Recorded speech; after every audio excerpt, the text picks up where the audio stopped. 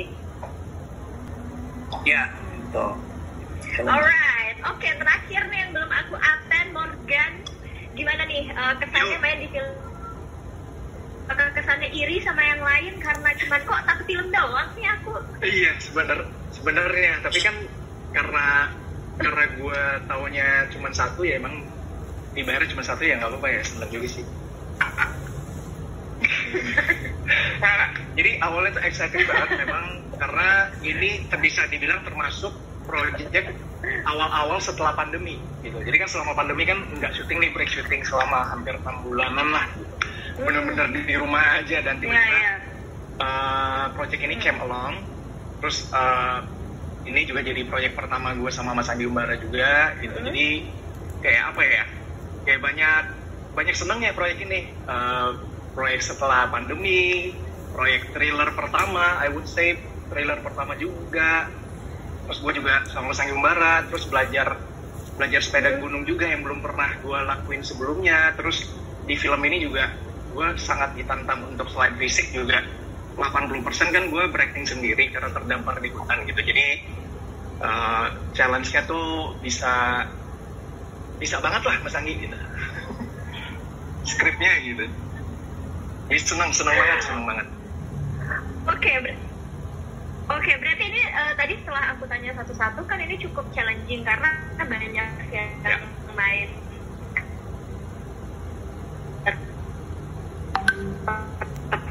sama juga.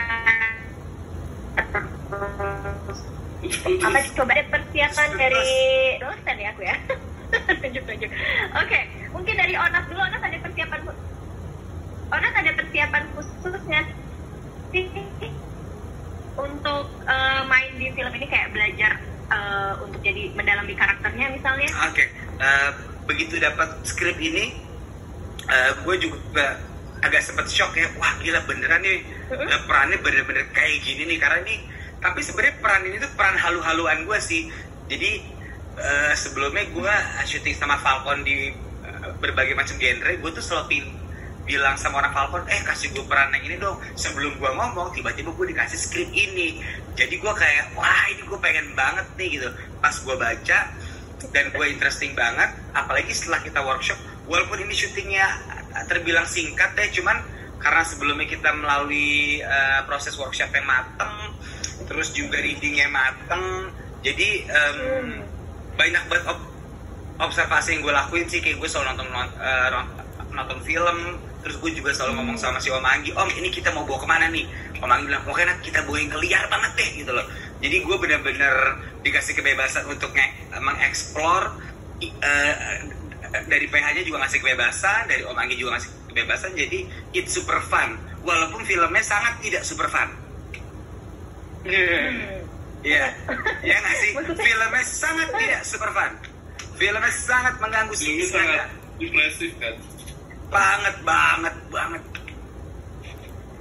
Kalau dari trailernya sih cukup ini ya, aku udah nonton sih kayak agak pukul-pukulan, terus kayak apalagi yang scene ceritanya masih kecil itu kayak, oh ini gara-gara bapaknya kali ya. Tapi kan kita belum nonton kan ya, kita nonton bareng-bareng nanti malam abis ini. Oke, kalau Omar sendiri tadi Omar bilang katanya ini adalah thriller yang pertama, ada persiapan khusus gak sih untuk genre baru gitu buat kamu? Banyak banget persiapannya. Aku juga sempat, karena ini memang si Sanjaya ini karakternya dia mengalami banyak banget hal yang berat, yang kayaknya gelap dan nyesek banget lah gitu bahasanya. Jadi gue sempat survei dari Mas Anggi juga merekomendasikan beberapa film buat sekedar buat gambaran aja.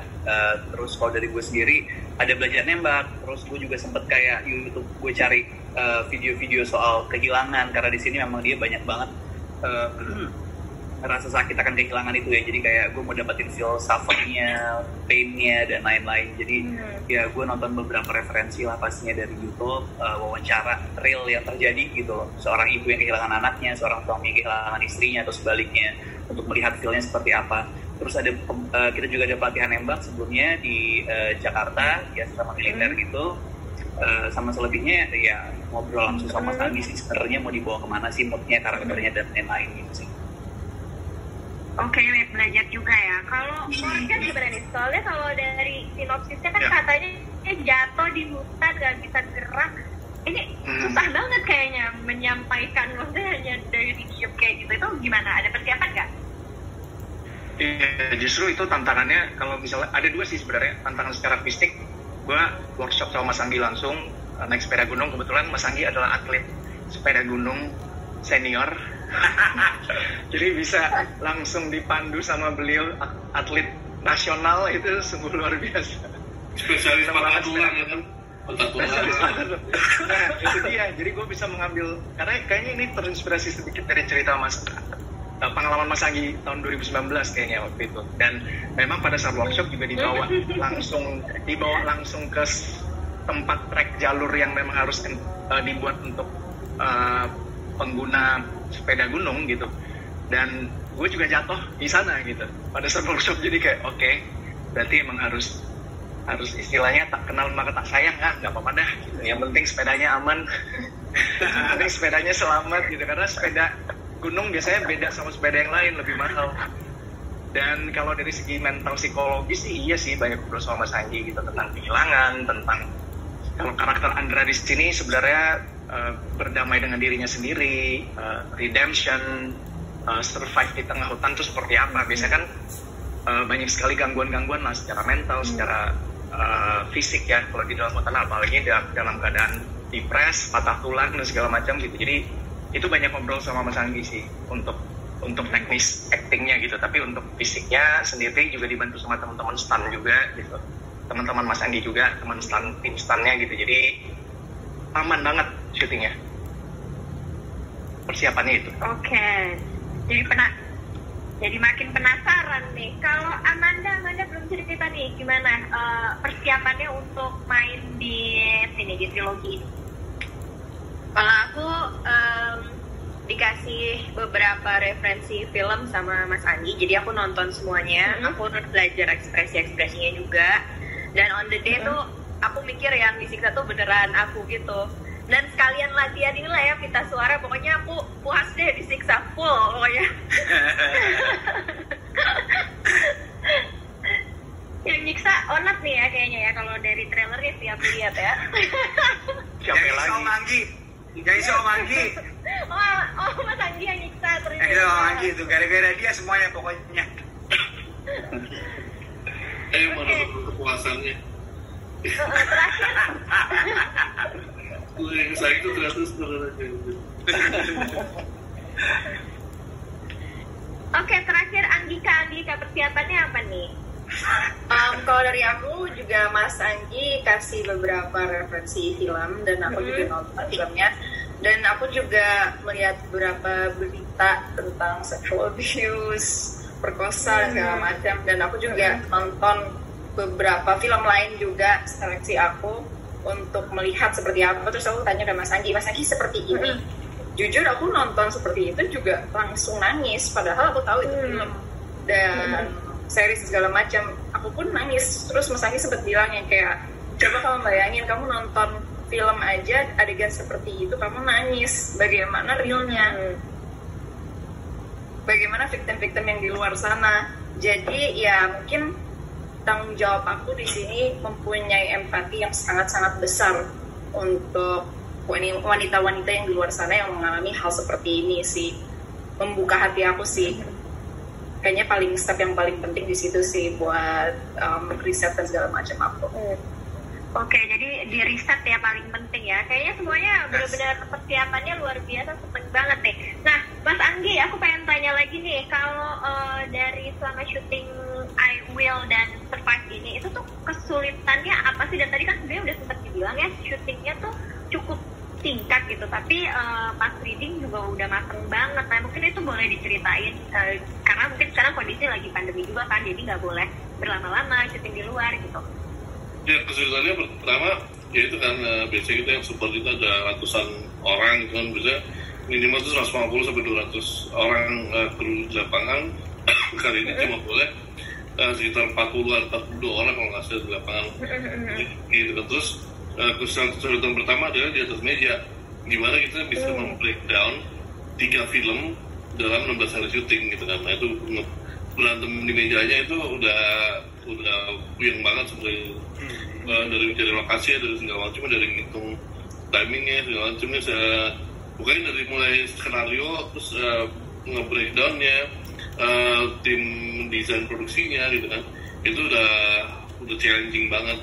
Sampai physically juga kita gempor banget pas syutingnya, apalagi yang pas bagian yang wheel itu kan naik turun gunung, kamera taruh di sana segala macem, dan kaki saya waktu itu masih sekarang masih juga sih, jadi masih ada pennya kan, jadi nggak bisa terlalu berat gitu kan. Untung dibantu sama Bonti sebagai co-director gitu kan. Akhirnya itu aja udah gempor kan. Habis syuting sore-sore udah begitu aja, jadi kaki udah sakit banget kan. Physically it's exhausting gitu kan. Secara mentally juga ya itu pressure-nya bahwa harus bikin film yang bagus dalam waktu yang pendek gitu kan. Singkat. Harus juga membangun chemistry-nya, terus karakternya semuanya harus keluar semua di dalam film itu gitu kan. Nah itu challenge sih tinggi banget, tingkat sulitannya tinggi banget. Dan lagi apa namanya, obstacle-nya bukan cuma pas lagi syuting di lokasi dengan semua hambatannya aja gitu kan, tapi juga ada obstacle yang lain yang lebih spiritual yang gitu. Jadi kita syuting di rumah angker banget, jadi terjadi beberapa kejadian yang mungkin tahu sih, tapi gila banget sih bilang. Emang kita udah tahu dengan di rumah ini spooky banget gitu kan, nggak pernah jadi lokasi syuting kan lama didiemin kan. Terus emang udah banyak cerita sebelumnya, Anggi kan juga syuting di situ sering, terus ada banyak cerita juga. Terus gitu aja, lagi di sini bermonitor, terus ada yang di pintu belakang situ yang jalan ke basement, ada yang ngecek gitu kan. Ngeri banget. Mana nggak ada yang lihat kan. Terus kita gitu lagi kan 2 kali penasaran dong, siapa sih kita, terus ke bawah nggak ada, kosong aja gitu kan. Dan yang basement itu tempat basement kita syuting gitu kan, emang di situ. Terus basement gue paling banyak sini tuh, awas loh Anggi ya. Jangan nempel nggak? Pulang berat sih. Itu sih gue semua tuh. Itu bukan lagi bikin film horor, tapi kenapa syutingnya horor banget ya gitu.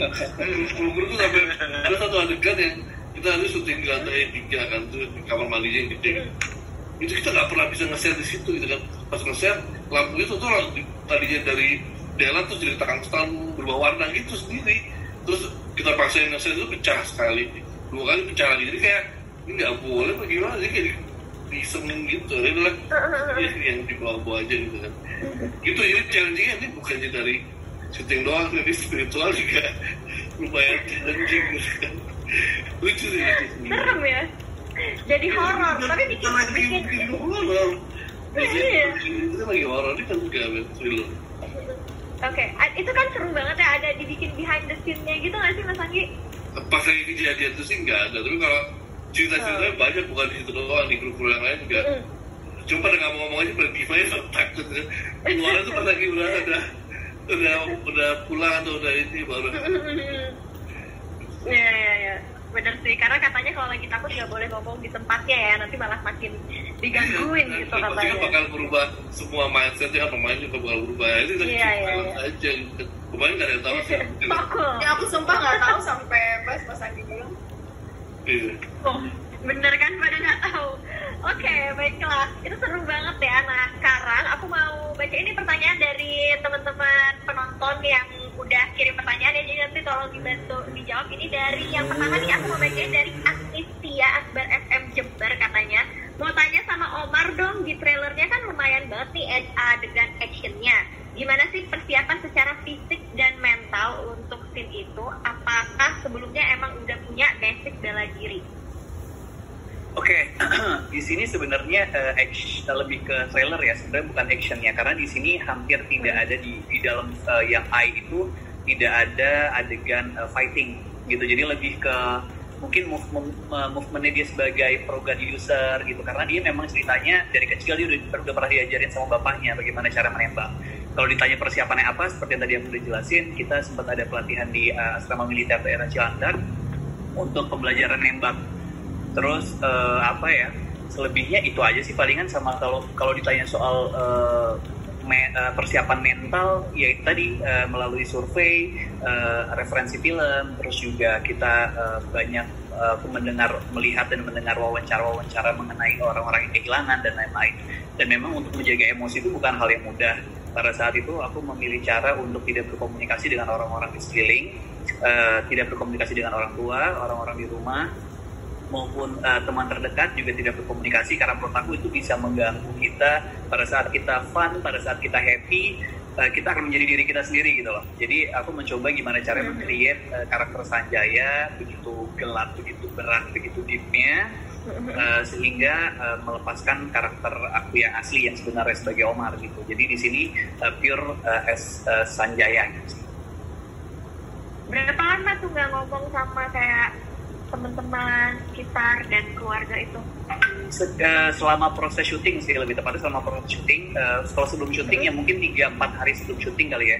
3-4 hari sebelum syuting itu udah mulai mengurangi banget. Karena emang kebetulan teman-teman banyak yang pelawak juga ya. Jadi kan kalau mereka ngechat atau mereka kirim-kirim jokes dan lain-lain, menurut aku itu bisa ke-distract gitu. Jadi aku menghindari hal-hal itu sih. Jadi mengurangi komunikasi dengan mereka. Tapi untungnya mereka semua udah ngerti sih. Biasanya di beberapa project tertentu aku mengurangi komunikasi sekali untuk menghindari distraksi dari karakter itu sendiri. Oke, berarti selama syuting nggak ada chatting sama Julio ya, Omar ya? Nggak ada syuting sama Julio dan lain-lain, nggak ada sama sekali. Oke, baiklah. Oke, next. Ya. Aku mau baca lagi nih pertanyaan dari Hari Kipli JJ Radio Surabaya katanya. Apa sih yang ngebedain film ini sama genre thriller yang lain dan kenapa wajib nonton? Coba Mas Anggi dibantu dijawab nih Mas. Thriller yang lain, thriller yang mana nih? Banyak